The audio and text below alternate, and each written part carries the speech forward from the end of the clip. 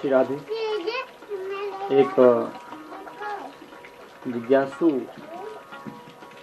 पूछ रहे थे कि गोगा जो होते हैं, गोगा पीर, गुग्गे जिसे कहते हैं अपनी पहाड़ी भाषा में, तो ये गुग्गे जो हैं कहाँ से आते हैं और इनका आगमन कहाँ से होता है और ये कब से चले, क्या इसकी कथा इतिहास बताइए।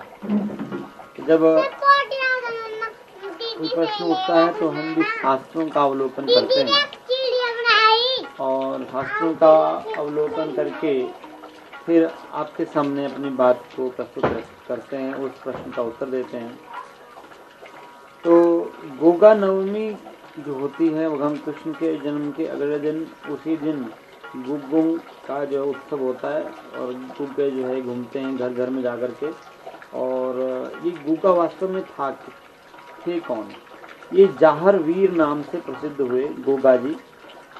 ये बाबा जाहर वीर गोगा जी के भक्तगण जो है अपने घरों में निज इष्ट देव की थाड़ी बना करके अखंड ज्योति जागरण कराते हैं। परंपरागत अपने पुरोहित नाथ योगियों द्वारा डोंगरू सारंगी की ध्वनि के द्वारा जाहर वीर की शौर्य गाथा और जन्म कथा भी श्रवण करते हैं।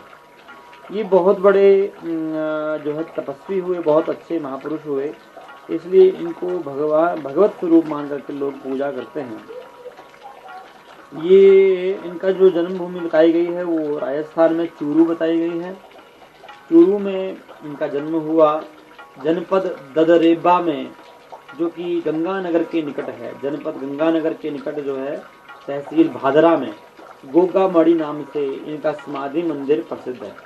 पूजा स्थली भी है, समाधि मंदिर भी है गोगा वीर की। जाहरवीर नाम से इनका, जाहरवीर गोगा वीर।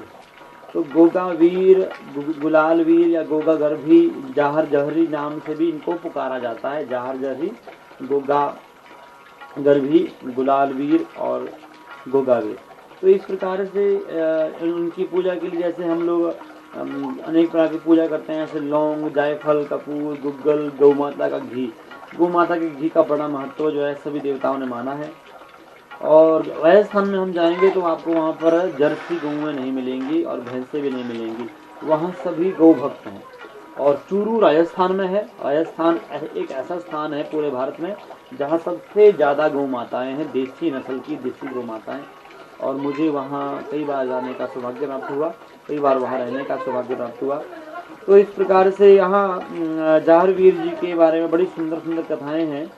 कहा जाता है कि जो गोरक्षनाथ जी थे, उन्होंने गोगा जी की जो माता थी जिनका नाम था माता बाछल, तो माता बाछल जी को उन्होंने प्रसन्न होकर के, उनकी पूजा अर्चना, उनकी भक्ति से प्रसन्न होकर के जो गोरक्षनाथ जी थे, गोरखनाथ जी ने एक अभिमंत्रित दिव्य जो है वो गुग्गल दिया था। उस गुग्गल धूप से ही 5 पुत्रों का जन्म हुआ था।